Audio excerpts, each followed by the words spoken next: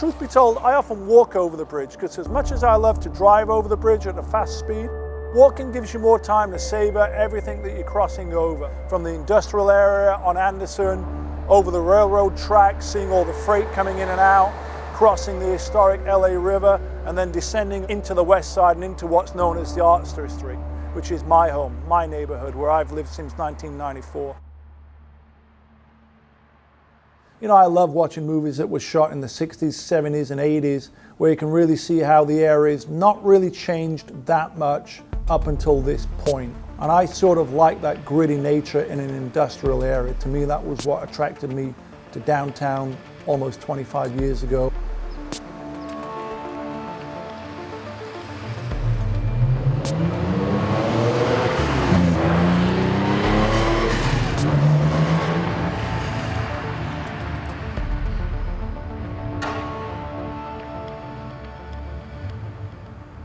When Karen and I were first here, it was a desolate, transient place with really no amenities. Now, 20 years later, the neighborhood has never been this good. Everything that I described in Tamir's film Urban Outlaw 4 years ago has come to fruition.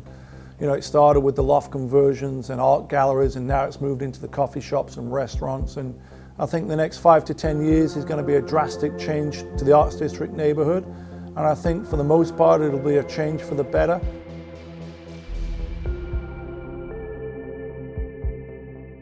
The 6th Street Bridge was built in 1932. It was designed by Merrill Butler, who was in charge of designing and constructing all the bridges. It started basically at Glendale Boulevard and stretched all the way down to Olympic Boulevard. It was a major expansion time for LA starting in the 1920s, and these bridges really have been iconic for almost 100 years.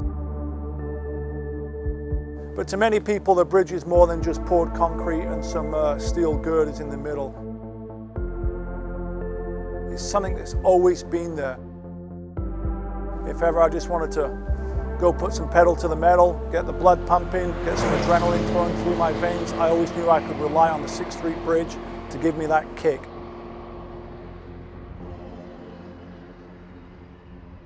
We're basically about 2 weeks away from the bridge being closed down for the final time, and it's going to be a 4-year tear down and construction of a new project.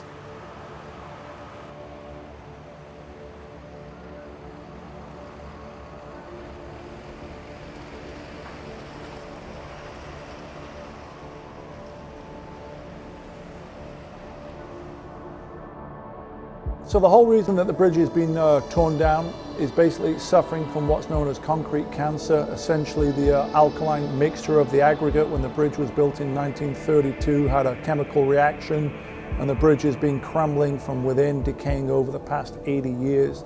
Several attempts have been put into place to try and retrofit or patch or stop that cancer, but it's got to the point where it's unable to be contained, and the bridge is decaying, doesn't meet today's current earthquake seismic tests. So it was decided that the bridge would be torn down and replaced with a new modern structure. So I've decided to organize what I'm calling the 6th Street Bridge Farewell Outlaw Gathering, and it's open to everybody. Doesn't matter what you drive, everyone's invited to this, and I think it's going to be a great farewell to the historic bridge, and hopefully we'll get a couple of hundred cars on the bridge all at one time and see how it goes.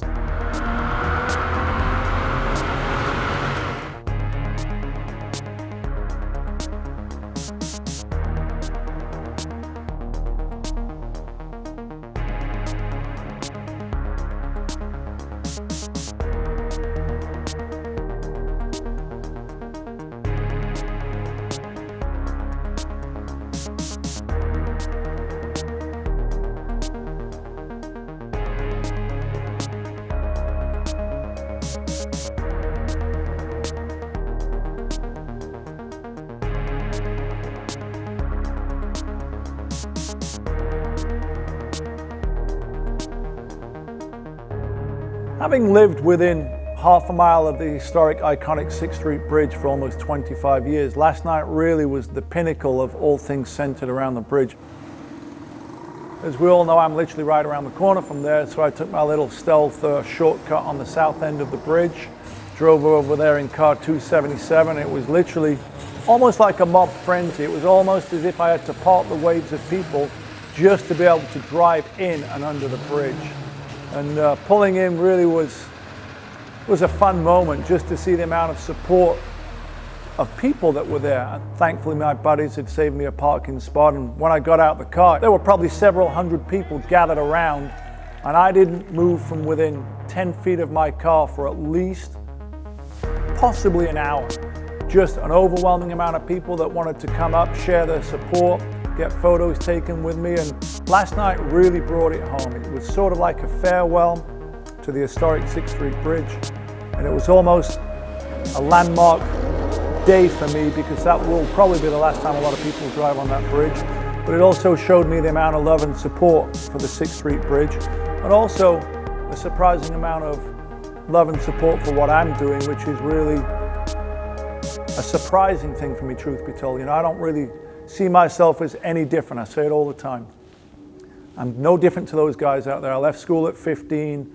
I'm still struggling to make stuff happen. So I think that's a relatability.